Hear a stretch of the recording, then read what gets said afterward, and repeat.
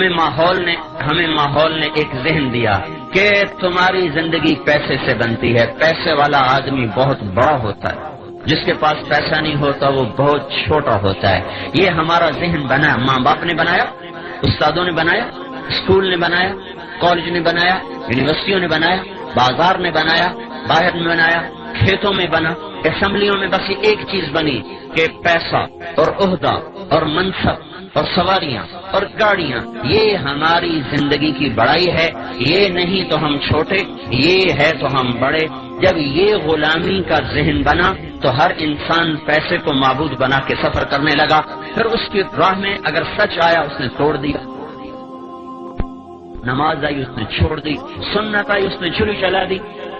نبی کا طریق آیا اس نے اکھاڑ کے پھینک دیا، اللہ کی طرف کو بڑھنے کی راہیں بھول کر وہ پیسے کی طرف بڑھتا چلا گیا، ادھر کی راہیں طے کرتا گیا اور اللہ پاک سے دور ہوتا چلا گیا۔ اور یہ اس کائنات کے زمین و آسمان کے رب کا فیصلہ ہے اور اعلان ہے کہ یہ دنیا دھوکے کا گھر ہے، یہ مچھر کا پر ہے، یہ مکڑی کا جالا ہے، یہ ٹوٹ جانے کی کائنات ہے، یہ متاع ہے، یہ قلیل ہے، یہ دھوکے دار الغرور ہے، یہ بیت العنکبوت ہے، کسراب بقیۃ یحسبہ الظمآن ماء، یہ ریت کا دکھتا ہوا پانی ہے، جتنا قریب جاؤ گے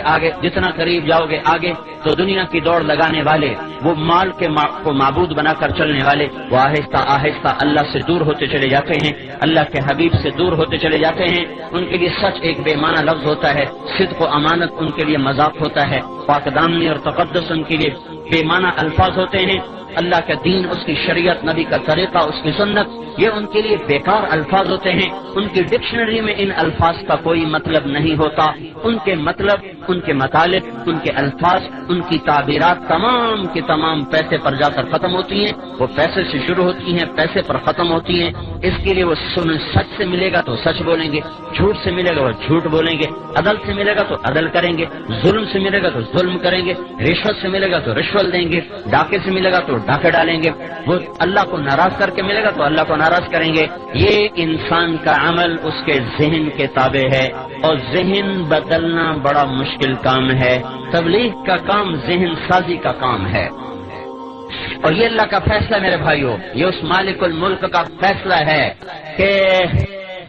ایک دن زندگی موت سے شکست کھا جاتی ہے، پھر کمایا ہوا چھوڑ کے، دونوں جہان کی بازی ہار کے،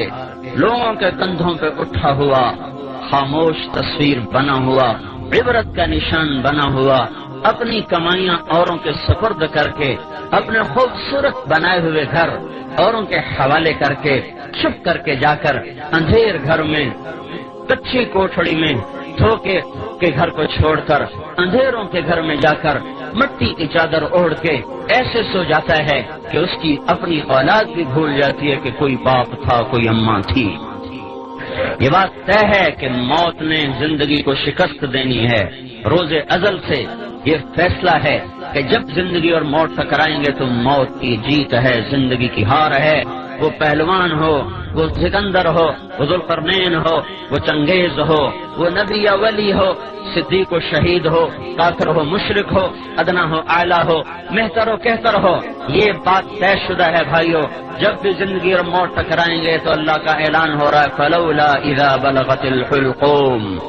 آ گئی جان اچھل کے گلے میں، وانتم حینئذ تنظرون، تم بھی تو دیکھ رہے ہو کہ سانس اکھڑ چکا، گلے کا گھنگرو اب بول رہا ہے، تم بھی موجود ہوتے ہو، وَنَحْنُ أَقْرَبُ إِلَيْهِ مِنْكُمْ وَلَكِنْ لَا تُبْصِرُونَ، اور ہم تم سے زیادہ تمہارے آدمی کے قریب ہوتے ہیں پر تمہیں دکھائی نہیں دے رہا۔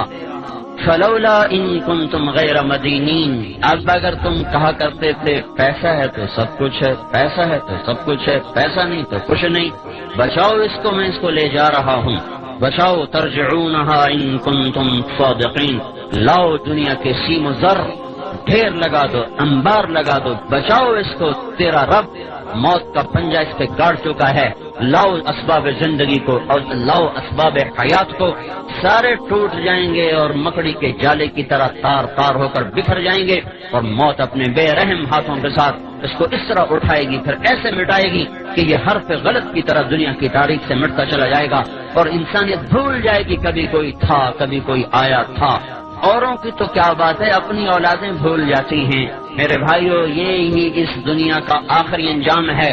مال کی دوڑ لگانے والے سے دیوانہ دنیا میں کوئی نہیں، زمین آسمان میں اس سے بے وقوف انسان کوئی نہیں، جو پیسے کو منزل بنا کر، دنیا کی عزت کو منزل بنا کر، دنیا کی چیزوں کو منزل بنا کے دوڑ لگا رہا ہو۔ یہ اللہ کا اعلان ہے، اللہ کا فیصلہ ہے، اور پوری دنیا کے انسانوں کے لیے سب سے بڑا حادثہ ان کی موت ہے۔ اللہ کے نبی نے فرمایا، کسی بھی انسان کے لیے اس کی زندگی میں سب سے بڑا حادثہ اس کا مر جانا ہے۔ کون چاہتا ہے میں مر جاؤں، ہنستے کھیلتے گھر کو چھوڑ کے جگر ویران کے دیش میں سو جاؤں، گھر کی چارپائیاں مسریاں چھوڑ کر؟ وہ تو ٹائلیں منگوائیں بڑی خوبصورت، ان کو لگایا بڑے سلیقے اور قرینے سے، بیڈ بنوائے بڑے لاکھوں روپے کے، کمبل اس پر بچھائے اسپین کے، پتہ نہیں امریکہ کے، پتہ نہیں جاپان کے، اور اس میں لائٹوں کا نظام چلایا، گرمی کے لیے ایئر کنڈیشن لگایا، سردی کے لیے ہیٹر لگائے، ایسے خوبصورت گھر بنائے، اور پھر اوروں کے حوالے کر کے خود چپ کر کے حسرت کی تصویر بنا ہوا اس گندے گڑھے میں جا کے گر جاتا ہے جو کچی مٹی کا گھروندا ہے، جو شاہ و گدا کے لیے برابر ہو جاتا ہے۔ وہ کمکمے جو اس کے کمرے میں جلتے تھے، آج جاؤ دیکھو تو صحیح، دیکھو تو صحیح، آج دن میں بھی اندھیرے ہیں، رات میں بھی اندھیرے اور دن میں بھی اندھیرے۔ جسے کوئی لباس پسند نہیں آتا تھا، آج لٹھے کی چادر میں اٹھ کے جا رہا ہے۔ 40-50 سال کی عمر میں اس کو کوئی جوڑا پسند نہیں آتا تھا، آج قیامت تک کے لیے ایک ہی جوڑے میں جا رہا ہے جو سلا ہوا بھی نہیں ہے، جو سلا ہوا بھی نہیں ہے، ان سلے جوڑوں میں جا رہا ہے۔ جس نے باتھ روم پہ لاکھوں روپے لگا دے، ایک نہانے کے ٹب پہ 1 لاکھ۔ میں ایک مالدار کے گھر گیا، انہیں ٹب دیکھا کہ 1 لاکھ روپے کا ٹب آیا ہے۔ میں نے کہا تیرا بیڑا غرق ہو، تو اللہ کو جواب کیا دے گا؟ جس دیش کے غریب کا بچہ رات کو بھوکا سوتا ہو، اس میں مالدار نہانے کے ٹب پہ 1 لاکھ روپے لگا دے، اور باقی جو باتھ روم پہ پیسہ لگا وہ اس کے علاوہ ہے۔ تو ایسے خوبصورت باتھ روم میں غسل لینے والے کا آخری غسل دیکھو ایک پھٹے پہ دیا جا رہا ہے، ایک پھٹے پہ دیا جا رہا ہے۔ خوشبو بھرے صابن لگانے والے اور پرفیوم میں ڈوبے ہوں کو 3 دن کے بعد جا کے دیکھو، آج ان کی قبر سے بدبو کے پھبکے اٹھ رہے ہیں، کوئی ان کا پرسان حال باقی نہیں رہا۔ آج اس کے سر پہ سیرا سج رہا ہے، کل اس کے سر پہ کافور لگایا جا رہا ہے، آج اسے شیروانی پہنائی جا رہی ہے، آج کل